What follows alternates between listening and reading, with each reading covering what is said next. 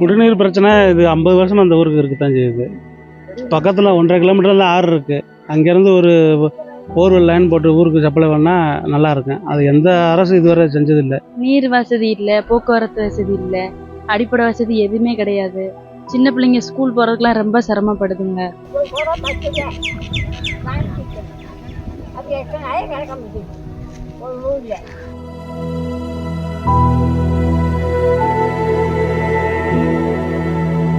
பத்தாம் கிளாஸுக்கு மேலே இங்கே ஊரில் உள்ள பிள்ளைய வந்து போக்குவரத்து வசதி இல்லாமல் கல்யாணம் முடிச்சு கொடுத்துட்றாங்க.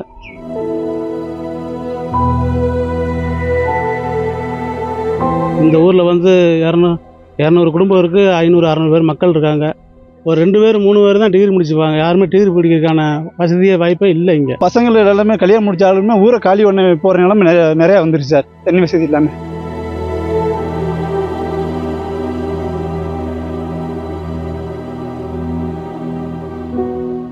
ராமநாதபுரம் மாவட்டம் கடலாடி தாலுகா பகுதியில் இருக்கக்கூடிய ஒச்சுத்தேவன் கோட்டை கிராமத்தில் நம்ம இருக்கோம். இந்த பகுதியில் சுதந்திரம் அடைந்த இத்தனை நாட்களுக்கு பிறகும் அடிப்படை தேவைகளான எந்த வசதியும் இந்த கிராம பகுதியில் இல்லைன்னு சொல்லி மக்கள் வந்து பலமுறை புகார் கொடுத்துருக்காங்க. அந்த ஊரில் தான் நம்ம இப்போ இருக்கோம். இங்கே அடிப்படை தேவைகள்னால் சாலை வசதி, போக்குவரத்து வசதி, பள்ளிக்கூட வசதி, நியாய விலைக் கடை, குடிநீர் வசதி என அடிப்படை தேவைகள் எந்த வசதியுமே இந்த கிராம பகுதியில் இல்லை. இது சம்பந்தமாக வந்து அந்த கிராம மக்கள் பல முறை வந்து அதிகாரிகள்கிட்டையும் மாவட்ட ஆட்சியிட்டையும் புகார் மனு கொடுத்துருக்காங்க. இந்நிலையில் வந்து இந்த பகுதி மக்கள் நம்ம கூட இருக்காங்க. இது சம்பந்தம் அவங்கள்ட்ட கேட்போம். வணக்கம். இந்த கிராம பகுதிகளில் என்ன அடிப்படை தேவைகள் இல்லாமல் இருக்குது, உங்களுக்கு எவ்வளோ சிரமமாக இருக்குது, அதை பற்றி நீங்கள் சொல்லுங்கள். நீர் வசதி இல்லை, போக்குவரத்து வசதி இல்லை, அடிப்படை வசதி எதுவுமே கிடையாது.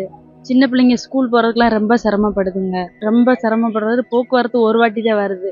ஒரு நாளைக்கு டிக்கெட்டு 30 ரூபா வருது. நீங்களே கணக்கு பண்ணாலும் எவ்வளோ வருதுன்னு பாருங்கள். ரொம்ப சிரமப்பட்டு தான் போகுது. காட்டு வழி தான்.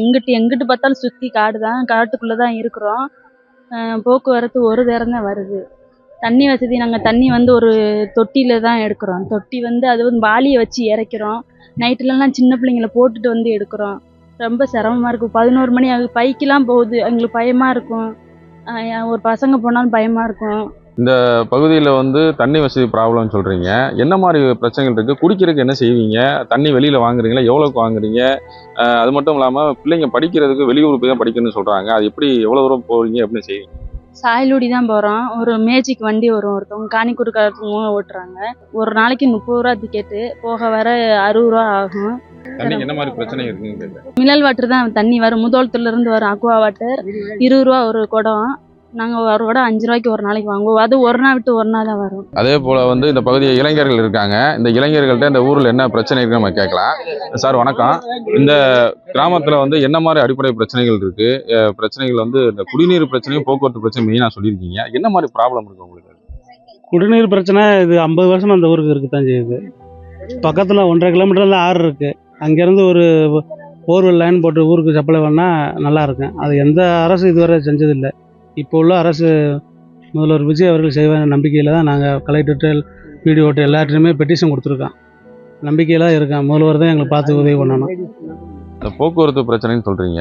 பிள்ளைங்க வந்து காலையிலே சாயந்தரமும் ஸ்கூலுக்கு போகிறாங்க. எப்படி போகிறாங்க? அவங்களுக்கு வந்து சப்போஸ் நீங்கள் சொல்கிறீங்க தனியார் வண்டியில் அனுப்புகிறேன்னு சொல்கிறீங்க. அப்படி இல்லைன்னா என்ன மாதிரி ப்ராப்ளங்கள் இருக்குது, என்ன மாதிரி பிரச்சனைகள் இருக்குது? இங்கேருந்து சாயல்குடி வந்து 10 கிலோமீட்டர் இருக்கும். ஒரு மேஜிக் வண்டி வருது. அதில் போனால் தான். இல்லாட்டா சில நாள் லீவு தான் போடுறாங்க. மேக்சிமம் வந்து 10ஆம் கிளாஸுக்கு மேலே இங்கே ஊரில் உள்ள பிள்ளைய வந்து போக்குவரத்து வசதி இல்லாமல் கல்யாணம் முடிச்சு கொடுத்துட்றாங்க. இந்த ஊரில் வந்து 200 குடும்பம் இருக்குது. 500-600 பேர் மக்கள் இருக்காங்க. ஒரு 2 பேர் 3 பேர் தான் டிகிரி முடிச்சுப்பாங்க. யாருமே டிகிரி படிக்கிறதுக்கான வசதியே வாய்ப்பே இல்லை. இங்கே இது சம்மந்தமாக வந்து ஆட்சியர் மற்றும் அரசு அதிகாரிகிட்ட மனு கொடுத்துருக்கீங்களா? அவங்க என்ன நடவடிக்கை எடுத்திருக்காங்க? அரசியல்வாதிகள் வந்து இப்போ உங்கள் ஓட்டு போட்டிருப்பீங்க. அவங்க வந்து என்ன மாதிரி வாக்குறுதி கொடுத்துருப்பா, அதை நிறைவேற்றிருக்காங்களா?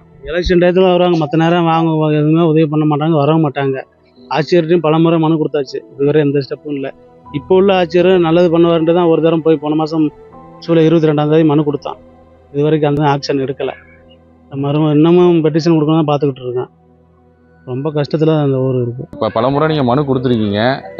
உங்கள் அடிப்படை பிரச்சனை எதுவும் தீர்ந்தபடியும் இல்லை. இப்போ அடுத்த கட்ட நடவடிக்கை என்னவா இருக்குன்னு நீங்கள் எதிர்பார்க்குறீங்க? அடுத்த கட்ட நடவடிக்கை மக்கள் எல்லாம் திரட்டி போய் பசுமறியல் பண்ணலாம் தான் இருக்கேன். இல்லை, எந்த மாதிரி ப்ராப்ளங்கள் இருக்குது? ப்ராப்ளம் குடிநீர் வசதி இல்லை, போக்குவரத்து வசதி இல்லை, நியாய விலை கடை எதுவுமே இல்லை. இங்கே கிட்டத்தட்ட ஒரு 60 மாணவர்களுக்கு மேலே படிக்காங்க. அது போக்குவரத்து வசதி இல்லாமல் இங்கேருந்து ஒரு 3 கிலோமீட்டர் மெயின் ரோடு நடந்து போய் தான் இப்போ இது பேருந்தில் ஏறி இது ஸ்கூல் போகிறாங்க. பெண் பிள்ளைகள் வந்து 12ஆம் கிளாஸுக்கு மேலே அவங்க படிக்க வைக்க முடியல. போக்குவரத்து வசதி இல்லாமல் அவங்க ரொம்ப சிரமப்பட்டு உடனே கட்டி கொடுத்துறாங்க. மேற்கொண்டு பசங்கள் எல்லாமே கல்யாணம் முடிச்சாலுமே ஊரை காலி பண்ண போகிற நிலைமை நிறையா வந்துருச்சு சார், தண்ணி வசதி இல்லாமல். இந்த பகுதியில் கேட்டோம்னா பல பிரச்சனைகள் சொல்கிறாங்க. அதாவது இந்த ஊரில் வந்து போக்குவரத்து வசதி இல்லை, குடிநீர் வசதி இல்லை, நியாய விலை கடைகள் இல்லைன்னு சொல்லி பல முறை வந்து மனு கொடுத்து எந்த நடவடிக்கை இல்லைன்னு சொல்லியிருக்காங்க. இதற்கு முன்னாடி வந்து இந்த பகுதிகளில் வந்து முன்னாள் அமைச்சர் ராஜகண்ணப்பன் இந்த பகுதியில் வந்து வென்றிருக்காங்க. இப்போ தற்போது எம்எல்ஏவாக இருக்காங்க. இப்படி இருக்கக்கூடிய சூழ்நிலை அவர் இது வரைக்கும் இந்த ஊருக்கு வந்து எதுவுமே செய்யலைங்கிற முக்கிய குற்றச்சாட்டை வைக்கிறாங்க. தற்போது இருக்கிற முதல்வர் வந்து அவங்க செய்வாங்கன்னு எதிர்பார்க்குறாங்க.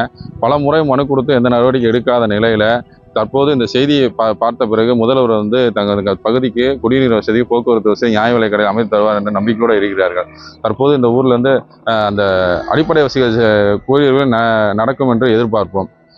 ஒச்சத்தேவன் கோட்டை பகுதியிலிருந்து வீரகுமரன், நியூஸ் 18 தமிழ்நாடு.